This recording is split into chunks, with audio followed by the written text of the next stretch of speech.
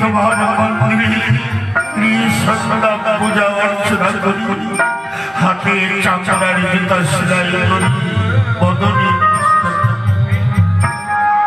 বদনে কৃষ্ণ গুণগান করি।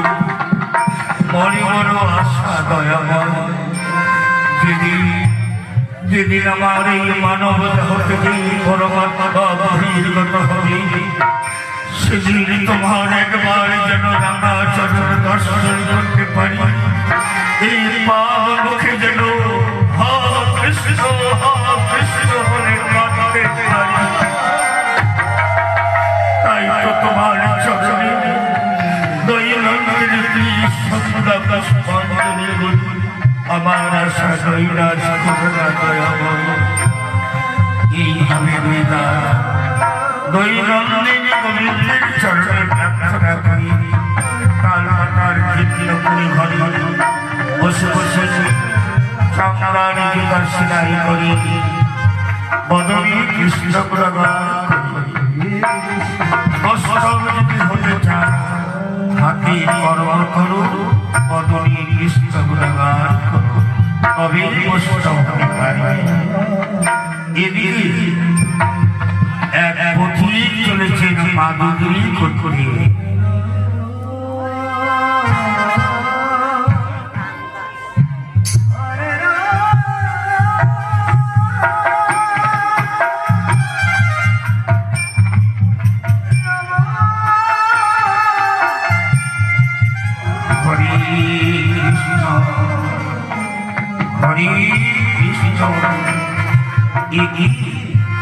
আজ আমি মাদুরি করতে বেরিয়েছি, হঠাৎ পথমাঝি আকাশে ঝুপঝুপি বৃষ্টি পড়তে আরম্ভ করলো।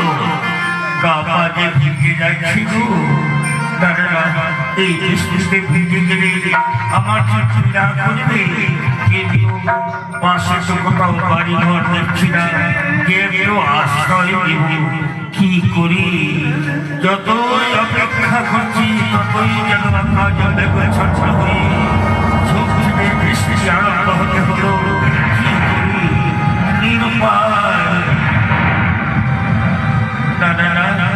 ওই পথের ধারে এক মুছি থাকি, নাম তার মহিলা, তার পুকুরে যাব, কিন্তু সে তো মুছি ছোট যা, তার পুকুরে গেলে জাজ যাবে, স্নান করা লাগবে, কিন্তু কি করি, কোনো উপায় নেই। যত অপেক্ষা করছি তত একা জলে